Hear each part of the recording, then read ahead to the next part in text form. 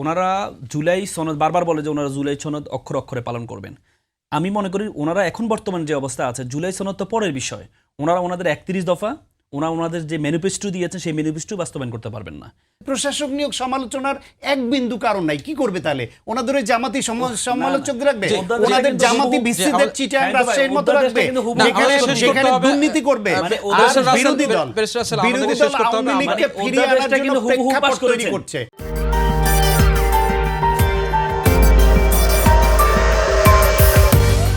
আপনি 24-কে 71 মুখোমুখি কে করেছে?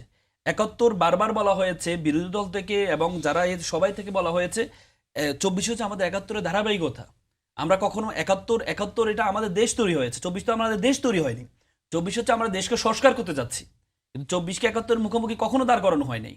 যারা বলেছেন, এখন কথা হচ্ছে উনি যে বললেন, উনি বারবার অভিযোগ দিলেন ভাগাভাগি নির্বাচন করেছেন। আপনি দেখেন খুব সম্ভবত এই প্রসঙ্গে বলেছেন যে যেভাবে করে সংবিধান বাতিল করে দেওয়ার কথা বলা হয়েছে, যেভাবে করে নতুন সংবিধান তৈরি করার কথা বলেছে, নানান প্রসঙ্গে হচ্ছে বিরোধী দল, বর্তমান যে বিরোধী দল একত্রিত জোটের পক্ষ থেকে এনসিপি এবং জামাতের পক্ষ থেকে যেসব বক্তব্য এসেছে সেই প্রাসঙ্গিকতায় উনি হয়তো এই মন্তব্যটি করেছেন যে 71-কে আন্ডারমাইন করার চেষ্টা করা হয়েছে 24-এর মধ্য দিয়ে। না, আপনার হচ্ছে জামাতের মূল ছিল, জামাত কিন্তু বারবার বলেছিলেন যে এবার জুলাই সনদের যে গণভোটটা, এই গণভোটটা আগে হওয়ার জন্য জামাত বারবার বলেছেন। কারণ জামাত 1991 আমাদের বাংলাদেশের ইতিহাসে দুইবার গণঅভ্যুত্থান হয়েছে। একটা হচ্ছে স্বাধীনতার পরবর্তীতে, একটা হচ্ছে 91 গণঅভ্যুত্থান। দুইবারই কিন্তু বিএনপি ক্ষমতা আসছে। তখন 91-এর পরবর্তীতে কিন্তু 3 জোটের রূপরেখা ছিল। সেই রূপরেখা 7টা কলাম ছিল। তার মধ্যে একটা কলাম ছিল হচ্ছে নির্বাহী বিভাগ থেকে বিচার বিভাগ আলাদা করা, কিছু শর্ত ছিল, তত্ত্বাবধায়ক সরকার শর্ত ছিল, কিন্তু বিএনপি ক্ষমতা আসার পর সেটা অস্বীকার করা হয়েছে। এবার গণ অভ্যুত্থানের পরবর্তীতেও ওনারা বলেছে ওনারা শুধু নির্বাচনের জন্য ওনারা জুলাই সনদে স্বাক্ষর করেছেন, এটা করেছেন, সেটা করেছেন। তার মানে ওনাদের ইতিহাস তো জামাতে জানে। এই জন্য জামাতের পক্ষ থেকে বলা হচ্ছে গণভোটটা আগে হওয়ার জন্য। কারণ গণভোট যদি একই দিনে, এনসিপিও বলেছে গণভোটটা একই দিনে হোক, কিন্তু জামাতের পক্ষ থেকে বলা হচ্ছে গণভোটটা আগে হওয়ার জন্য। কারণ জামাত জানে যে বিএনপি ক্ষমতা আসলে আবার সে 91 যেভাবে অস্বীকার করেছে, তত্ত্বাবধায়ক সরকারটা অস্বীকার করেছে, এটা করবে। এই জন্য জামাতের পক্ষ থেকে বারবার বলা হয়েছে যে আপনারা আগে গণভোটটা করে বাস্তবায়ন, সব সংস্কারগুলো আগে বাস্তবায়ন করার জন্য বারবার বলা হয়েছে। সরকারের নীতি নির্ধারণী এবং প্রধানমন্ত্রী থেকে শুরু করে সবার পক্ষ থেকে কিন্তু এখনো বলা হচ্ছে যে অক্ষরে অক্ষরে জুলাই সনদ বাস্তবায়ন করা হবে উইথ নোট অফ ডিসেন্ট, যেগুলো বিএনপির বলে আসছে। অক্ষরে অক্ষরে আমি এই বিষয়ে আমরা এই বিষয়ে আসবো, একটা পয়েন্ট, এই বিষয়ে স্পেসিফিক এই বিষয়ে আসবো। শেষ অক্ষর অক্ষরে পালন করবেন। অক্ষর আপনার তো সুপ্রিম কোর্টের সচিবালয়ে তো আপনার নোট অফ ডিসেন্ট ছিল না আপনার, তাহলে আপনি তো আজকে বাতিল করে দিলেন। তো তাহলে আপনি অক্ষর অক্ষরে পালন করলেন সেই বাতিল মাহফুজ আলম যে কথাগুলো বলেছে তার বেশিরভাগই ভ্যালিড এবং এই আলোচনাটা আছে আগে থেকেই। কিন্তু যেভাবে বলেছে যে আওয়ামী লীগ ব্যাক করেছে, এটা একটা সিম্বলিক কথা বলেছে। এইটা নিয়ে আবার যদি কেউ উল্লসিত হয় যে আওয়ামী লীগ ব্যাক করছে, বা কেউ আতঙ্কগ্রস্ত হয়ে যায় যে আরে আর তাহলে সত্যি সত্যি কি আওয়ামী লীগ ব্যাক করেছে বা করছে, এইটা বলছে যে আওয়ামী লীগের রাজনীতিকে বা তাদের যে ফ্যাসিবাদের মাধ্যমে পতনের পরে আবার আওয়ামী লীগ নাম নিয়ে তারা যে রাজনীতি করবে, তার যে কবর রচনা হয়েছিল, সেই কবরটা রচনা পুরোপুরি করতে পারেনি। কারণ অন্তর্বর্তীকালীন সরকারের সময় জামায়াত এবং এনসিপির যে বাড়াবাড়ি, তাদের যে মপতন্ত্র, তাদের যে নিজেদের যে সব কিছুকে দখলে নেবার যে চেষ্টা, এবং 71 এবং 24-কে মুখোমুখি দাঁড় করিয়ে দিয়ে 72-এর সংবিধানকে ফেলে দেওয়ার নাম করে 71-কে মুছে ফেলার চেষ্টা, এই সব কারণগুলি সামনে এনেছেন। এবং এক পর্যায়ে কোন প্রেক্ষাপটে অন্তর্বর্তীকালীন সরকারের বিএনপি এবং জামায়াতের সঙ্গে দুই কুল রক্ষা করার পলিসিতে যেতে হয়েছে, এবং যেটাকে বলছেন নির্বাচনের সময়ও বাটোয়ারার নির্বাচন, সেই সব হয়েছে, এই সব অভিযোগ এনেছেন এবং তার বেশিরভাগ কথা সেটা সত্য। এখন এই সত্যটার তার এই অভিযোগের একরকম সমালোচনা আছে যা বলেছেন, পাশাপাশি এটাও তো আবার অনুধাবন করতে হবে যে উপদেষ্টা থাকা অবস্থায় কিছু কথা বললেও তা নিয়ে সমালোচনা হয়েছে তার স্ট্যাটাস বা বক্তব্য নিয়ে, কিন্তু তখন তার বক্তব্য, তার অবস্থান, প্রতিবাদ এতটা জোরালো ছিল না যেটা এখন তিনি যেটা করলেন। এই কথাগুলো সবই কিন্তু অন্তর্বর্তীকালীন সরকারের সময়ের বক্তব্য, যে সময়ে তিনি উপদেষ্টা ছিলেন।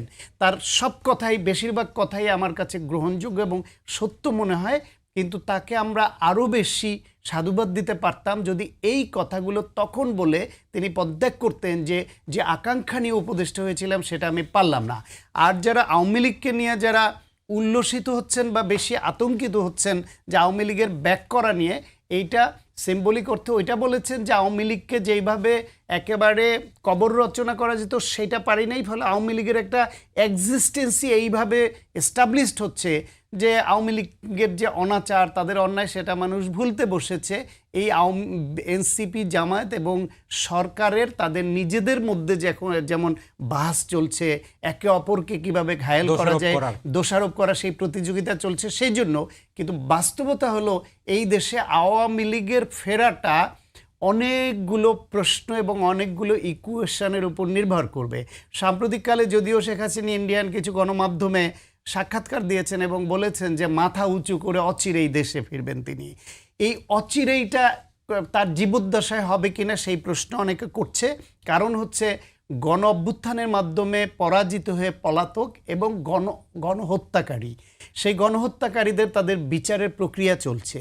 যদি বাংলাদেশে এমন পরিস্থিতি তৈরি করা যায় যে 24-এর মতোই আরেকটা পাল্টা গণ অভ্যুত্থান আওয়ামী লীগ করাতে সক্ষম করে এই সরকারকে ফেলে দিয়ে তারা ওই 24-এ যেরকম নতুন করে শুরু হয়েছে সেরকম করবেন, তাহলেই কেবল আওয়ামী লীগের পক্ষে মাথা উঁচু করে বা এইভাবে যেভাবে ফিরতে চান ফেরা সম্ভব। আদারওয়াইজ শেখ হাসিনা সহ তার শীর্ষ নেতৃত্ব, তার পরিবারের সদস্য, তাদের বেশিরভাগই গণহত্যা, লুটপাট, নানান কারণে কনভিক্টেড হচ্ছে, তারা বিদেশে পলাতক, তাদের এইভাবে বিদেশেই থাকতে হবে। আওয়ামী লীগ এখন ফেরাইলে সুযোগটা কে করতে পারবে? সরকারি দল করতে পারবে, বিরোধী দলের তো সুযোগ নেই। বিরোধী দলের কি আপনি তাদেরকে ফেরাবেন কিভাবে, যে প্রক্রিয়া ফেরাবেন? ধরেন হচ্ছে সরকারি দলের, আমি আপনাকে শুরুতে বলেছি সরকারি দলের এই দায়িত্বটা হচ্ছে সবচেয়ে বেশি। আমি কিন্তু প্রথমে আপনাকে বলেছি যে আওয়ামী লীগকে ফেরা না ফেরার যে প্রাসঙ্গিকতা, এটার জন্য সরকারি দল এবং বিরোধী দল উভয় দায়ী, কিন্তু সবচেয়ে বেশি দায়ী সরকারি দল। আমি কেন সরকারি দল সবচেয়ে বেশি দায়ী আপনাকে বলেছি, কারণ সরকারি দলই পারে। এই দেখেন, আপনি বললাম স্পিকার মাত্র 2 দিনের ব্যবধানে, উনি তো হচ্ছে সুপিরিয়র লাইবিলিটি হিসাবে, উনি তো লাইবিলিটিতে যুক্ত, 2 দিনের ব্যবধানে ওনার জামিনটা হয়ে গিয়েছে। যে রাষ্ট্রপতি, সে রাষ্ট্রপতি এখনো পর্যন্ত বিদ্যমান আছে, সে রাষ্ট্রপতি আগে আমরা সাংবিধানিক শূন্যতা হবে, সাংবিধানিক যেহেতু আমাদের স্পিকার নেই, তাহলে কার কাছে উনি পদত্যাগ করবেন, সে একটা বিষয় ছিল। কিন্তু এখন তো স্পিকারও আছে, সব কিছু আছে। এরপর ওই যে ফ্যাসিস্ট সরকার, সে রাষ্ট্রপতিকে আমরা এখনো পর্যন্ত রেখে দিলাম। তাহলে এই আওয়ামী লীগকে প্রাসঙ্গিক করার পিছনে সবচেয়ে বেশি ভূমিকা পালন করছে। এখন কথা হচ্ছে দেখেন, এবারের এই সরকারের সবচেয়ে শেষ করতে হবে এই সরকারে দেখেন আপনি ওনারা জুলাই সনদ বারবার বলে যে ওনারা জুলাই সনদ অক্ষরে অক্ষরে পালন করবেন। আমি মনে করি ওনারা এখন বর্তমান যে অবস্থা আছে, জুলাই সনদ তো পরের বিষয়, ওনাদের 31 দফা ওনাদের যে ম্যানিফেস্টো দিয়েছেন সেই ম্যানিফেস্টো বাস্তবায়ন করতে পারবেন না। কারণ ওনাদের 31 দফার প্রথম দফা ছিল হচ্ছে সংবিধান সংস্কার পরিশোধ করবেন ওনারা, সেটাই ওনারা ভায়োলেশন করেছেন। ওনাদের 31 দফায় এবং ম্যানিফেস্টোতে বলেছেন ওনারা কখনো মৃত্যুজনিত কারণ ছাড়া কোথাও কখনো কোনো প্রশাসক নিয়োগ করবেন না। অথচ আপনি প্রত্যেকটা জেলাতে দেখেন, প্রত্যেকটা সিটি কর্পোরেশন দেখেন, ওনারা প্রশাসক নিয়োগ করেছেন প্রত্যেকটা জায়গায় আপনি দেখবেন। তারপরে ওনারা কখনো দেখেন, ওনারা বারবার বলেছে ওনারা এই সচিবালয় প্রতিষ্ঠার শক্তিশালী করবেন, সেই সচিবালয় আজকে ওনারা কবে রচনা করে দিলেন আজকে।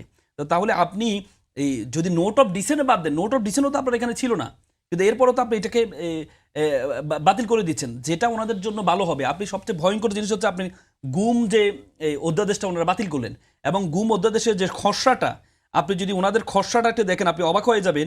ওনারা গুম সংক্ষেপে, আমি সংক্ষেপে শেষ করছি, গুম সংস্কার অধ্যাদেশে ওনারা বলেছেন এটাকে ওনারা সুন্দরভাবে এটাকে উপস্থাপন করেন। ওনারা যে খসড়া করেছেন, আগে যে অধ্যাদেশটা ছিল সেই অধ্যাদেশটা সরাসরি মানবাধিকার কমিশনের কাছে অভিযোগ করা যেত, মানবাধিকার কমিশনের কাছে আপনি অভিযোগ করবেন। আর ওনারা এখন করলেন না, আগের মতো থানায় গিয়ে আপনি অভিযোগ করবেন।